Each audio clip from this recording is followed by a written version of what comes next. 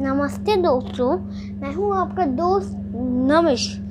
और क्या आप जानते हैं कि गणेश जी का नाम एक दंत क्यों था? अब इसके पीछे बहुत बड़ा राज है जो कि मैं आज आपको बताने वाला हूँ। उनका एक दांत थे और वो कैसी कहानी थी सुनिए। एक बार गणेश जी अपने दोस्त मूषक जी के साथ खेल रहे थे और उधर ही बहुत दूर साधु सोच रहे थे कि मैं एक किताब लिखूं जो कि पूरे विश्व के भलाई के लिए हो। पर उन्होंने सोचा अगर मैं कहीं भी रुकूंगा तो मैं पूरा मंत्र भूल जाऊंगा, इसलिए उन्होंने 1000 साल तक तपस्या करना शुरू कर दी। फिर जब प्रसन्न होकर ब्रह्मा प्रकट हुए उनके सामने तो ब्रह्मा जी ने भी बोला, तुमने मुझे यहाँ क्यों बुलाया है, तुम्हें क्या परेशानी है? तो गुरु जी ने बोला कि मुझे ये परेशानी है कि मैं इस पूरे ब्रह्मांड के लिए या विश्व के लिए एक किताब लिखना चाहता हूँ, उसकी भलाई के लिए। बट अगर मैं कहीं भी रुक गया तो मैं सारा मंत्र भूल जाऊंगा। तो ब्रह्मा जी ने कहा, मुझे इसका उपाय तो नहीं पता, पर भोलेनाथ जी के पास तुम्हें वहाँ पे इसका उपाय मिल जाएगा। तो गए साधु भोलेनाथ जी के पास और बस उन्हें पहुँच गए जब, तो साधु जी ने कहा, जय भोलेनाथ।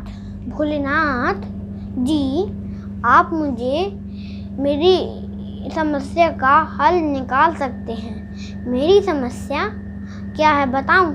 तभी बोल दिया ब्रह्मा नहीं, भोलेनाथ जी ने कि रुको, मुझे अपनी धड़कन से तुम्हारी परेशानी पता चल गई है और मेरे पास एक परेशानी का हल भी है, और वो हल है बाल गणेश। तो भोलेनाथ जी ने कहा, नंदी बैल जाओ गणेश जी को बुला के ला। और बस लाया गणेश जी को नंदी बैल बुला के, और फिर बताई भोलेनाथ जी ने अपनी दिक्कत। और फिर ये हुआ कि अब ठीक है, वो इस प्रॉब्लम को सॉल्व करने निकले अब जब मूषक जी के साथ, गुरु जी के साथ। और जब उन्हें जगह सब सेटल कर ली तो उनने कहा, गणेश जी ने कहा, मैं लिख तो लूँगा पूरा चीज़, पर आपको मेरी एक शर्त माननी पड़ेगी। और वो शर्त थी, मैं जो भी लिखूँगा आपको हर एक श्लोक बोलना पड़ेगा, आपको 1 सेकंड भी सांस नहीं लेनी है, वरना वहीं पे मैं लिखना बंद कर दूँगा। तो उन्होंने कहा ठीक है, और बस मेरी भी एक शर्त है। तो उन्होंने कहा, क्या आपकी क्या शर्त है? तो फिर उन्होंने कहा कि मेरी शर्त यह है कि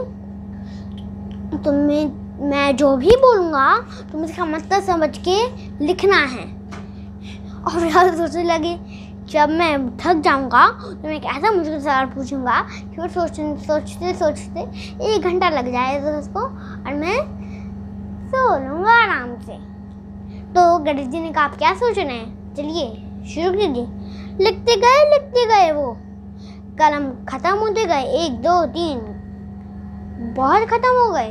फिर उन्होंने सोचा ऐसे तो बहुत देर हो जाएगी और मैं और कलम लाने जा भी नहीं सकता।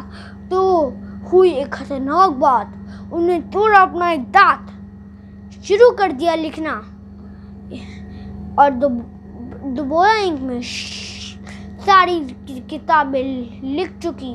और बीच में उन्होंने बोला भी था, गुरुजी ने खतरनाक इतना बड़ा, और वो भी उन्होंने सॉल्व करके हटा दिया अपने रास्ते से।